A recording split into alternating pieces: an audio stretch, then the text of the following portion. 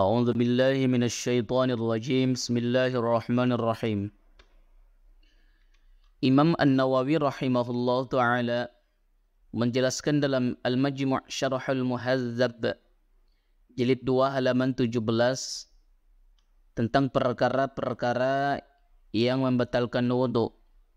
Salah satunya adalah mengantuk. Beliau menjelaskan, qala An-Nawawi, Imam An-Nawawi menjelaskan, qala Asy-Syafi'i fil ummi wal ashabi. Imam Asy-Syafi'i rahimahullahu ta'ala dalam kitabnya Al-Um dan sahabat-sahabatnya telah berkata, la yantaqidul wudu'u bin nu'asi wa huwa sinnah. Tidak akan membatalkan wudu hanya karena mengantuk, disebabkan nu'as, yaitu mengantuk. Jadi tidak membatalkan wudu hanya karena mengantuk, kata beliau. Wahada la khilafun fi, dan perkara ini tentang pendapat mereka mengenai mengantuk ini tidak membatalkan wudu sudah tidak diperselisihkan lagi di kalangan ulama. Nah, jadi mengantuk itu tidak membatalkan wudu seseorang. Perkara ini sudah mayoritas disepakati para ulama. Nah, kemudian selanjutnya Syekh An-Nawawi rahimahullahu ta'ala dalam kitab Nihayatuz Zaid menjelaskan kembali, wala yanqudun nu'asu li'annahu akhaffu minan naumi.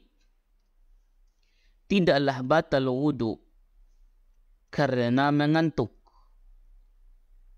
Jadi tidak membatalkan wudu karena seseorang mengantuk. Li'anna akhaffa minan naumi. Sebab mengantuk itu lebih ringan daripada tidur. Perkara mengantuk, hukumnya, kejadiannya, perkara-perkaranya sebenarnya itu kategorinya lebih ringan daripada tidur. Jadi seperti itu penjelasan beliau. Sedangkan yang membatalkan wudu itu adalah tidur, artinya hilangnya akal tanpa kesadaran penuh. Kemudian lalu beliau menjelaskan, li'anna sababan naumi rihun ta'ti min qabli ad-dimaghi fatughatti al-qalba. Kemudian terjadinya tidur karena adanya angin yang datang dari otak lalu menutupi hati.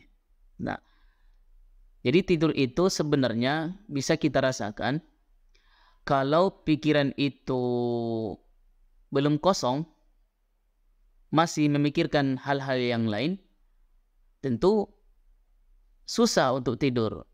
Sedangkan tidur itu terjadi karena kosongnya pikiran, ditutupi oleh angin yang berhembus yang datang dari otak sehingga menutupi hati. Otak masih memikirkan perkara-perkara lain, hati masih aktif, ini belum terjadi tidur. Sedangkan tidur itu nanti otaknya tertutupi, hatinya serasa diam, maka ini nanti yang mengakibatkan tidur. Kemudian fa'illam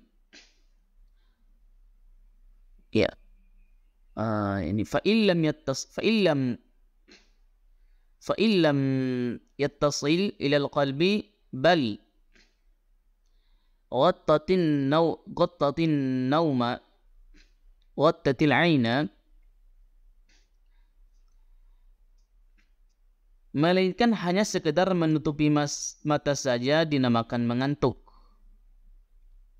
Ya, fa illam yattasil al qalbi bal ghattatil aina faqad kana nu'asan.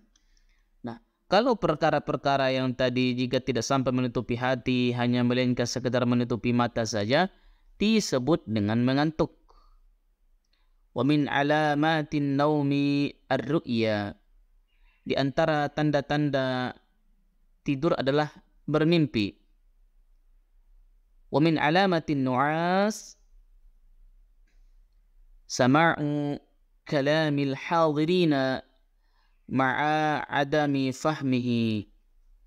Dan di antara tanda-tanda orang yang ngantuk ialah mendengar pembicaraan orang-orang yang berada di sekitarnya, berada di hadapannya, di sekelilingnya, ma'a adami fahmihi, namun tidak dapat memahami isi pembicaraan. Nah, inilah nanti yang mengakibatkan mengantuk itu masih bisa dikatakan ada kesadaran, sehingga kita betul-betul tahu mendengar ucapan-ucapan orang yang berada di sekitar kita, sehingga mengantuk itu tidak mengakibatkan wuduknya batal.